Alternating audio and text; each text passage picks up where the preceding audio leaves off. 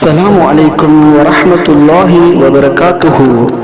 வரலாற்றில் ஒரு ஏடு. அண்ணல் நபி நாயகம் ஸல்லல்லாஹு அலைஹி வஸல்லம் அவர்கள் தங்களின் மகளார் ஃபாத்திமா ரலியல்லாஹு தஆலா அன்ஹா அவர்கள் மீது அன்பு செலுத்தியது போன்றே பேரர்களாம் ஹசன் ரலியல்லாஹு அன்ஹு அவர்கள் மீதும் ஹுசைன் ரலியல்லாஹு அன்ஹு அவர்கள் மீதும் பேரன்பு கொண்டிருந்தார்கள்.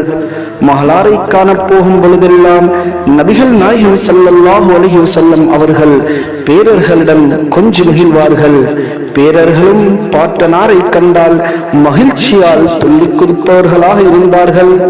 3 வயதான பொழுதிலேயே பேரர்கள் பாட்டனாருடன் பள்ளிவாசலுக்கு செல்லும் பழக்கத்தை மேற்கொள்ளக்கூடியவர்களாக இருந்தார்கள். ஒரு நாள் வழக்கம் போல் பேரர்கள் பாட்டனாருடன் பள்ளிவாசலுக்கு சென்றனர். நபிகள் நாயகம் ஸல்லல்லாஹு அலைஹி வஸல்லம் அவர்கள் சிறிது நேரம் சொற்பொழிவாற்றினார்கள். பின்னர் தொழத் துவங்கினார்கள். தொழுகையில் சஜிதாவில் நாயகம் ஸல்லல்லாஹு அலைஹி வஸல்லம் அவர்கள் இருக்கும் பொழுது பேரர்கள் மூத்தவரான ஹசன் ரலியல்லாஹு அன்ஹு அவர்கள் பாட்டனாரின் முதுகின் மீது ஏறி அமர்ந்து கொண்டார்.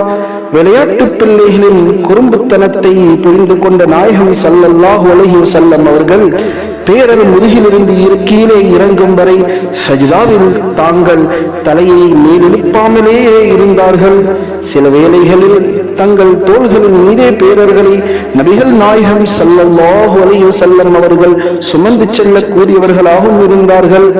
அவ்வாறு அவர்கள் ஹசன் ரலியல்லாஹு தஆலா அன்ஹு அவர்களை ஒரு நாள் தங்களின் தோளில் சுமந்து கொண்டு செல்கின்ற பொழுது சஹாபி ஒருவர் நல்ல வாகனம் தான் என்று சிரித்த வண்ணம் கூற அது கேட்ட நாயகம் ஸல்லல்லாஹு அலைஹி வஸல்லம் அவர்கள் வாகனத்தின் மீதிருப்பவரும் நல்லவரே என்றார்கள்.